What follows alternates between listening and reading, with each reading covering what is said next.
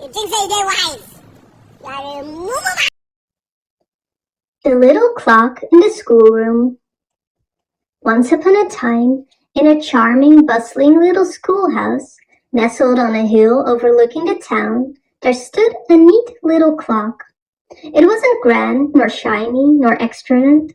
In fact, the clock was quite ordinary. It had a round face, polished smooth, with numbers from 1 to 12 painted around the edges, and two little hands, one short and one long. Yet its place in the schoolroom was anything but ordinary. From morning until the final bell rang, the clock stood proudly on the wall, ticking away. Its two little hands danced around its face all day, pointing to the hours and minutes as they came and went.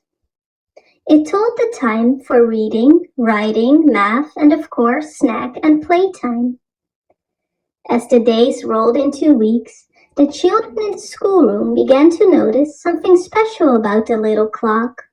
It always showed the correct time, its hands ever ready to point out the hour, never lagging behind, never rushing forward. More than that, its face was always clean and bright, no dust, no grime, just a friendly gleam greeting them each day. Intrigued by the clock's consistency and cheerfulness, the children turned to their wise old teacher, Mrs. Appletree, and asked, "How does the clock keep such accurate time and stay so bright?" With a kind smile, Mrs. Appletree explained, "The clock, dear children, is like each one of us.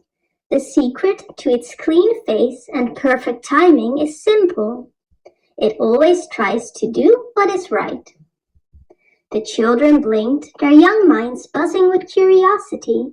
"What do you mean?" asked little Lucy, her eyes round with wonder. "Well, think of it this way," Mrs. Appletree began. "The clock's face stays clean because it never gets involved in dirt or mischief. It chooses to remain high on the wall, avoiding trouble. And its hands are always ready to move at the right moment, never rushing, never dragging. It is just like doing the right thing at the right time." The children pondered her words, their faces thoughtful. Slowly, understanding dawned upon them. They realized that like the little clock, they could keep their lives clean and bright by staying out of mischief and doing what was right. They could be ever ready to lend a helping hand, to share, to love, and to care for each other. You think they're wise? The Gingerbread Man.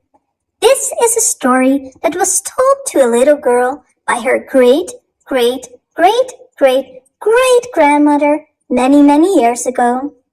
Once upon a time, there was a little old man and a little old woman who lived together in a little house on the edge of the forest. They were very happy together, but wanted to have a child badly, but couldn't have one. One day, when the little old woman was baking cookies, she cut the dough in the form of a little man and put it in the oven. A little while later, she checked the oven to see if the cookie was done. When she opened the oven, the little gingerbread man jumped out of the oven and started to run.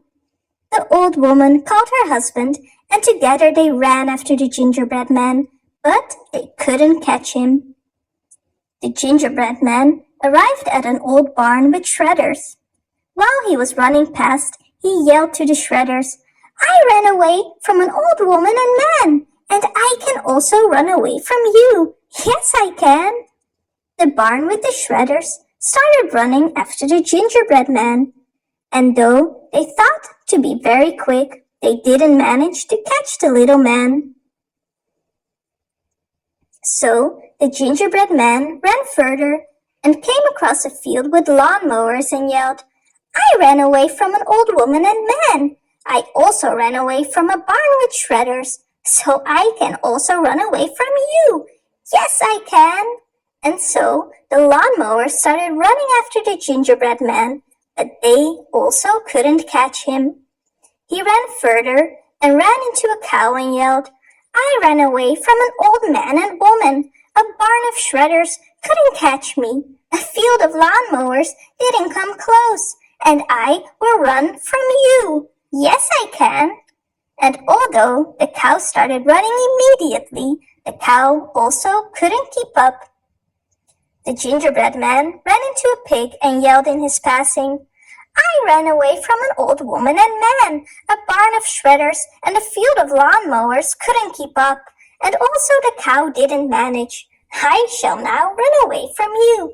Yes, I can." The pig started running, but it didn't manage to come close.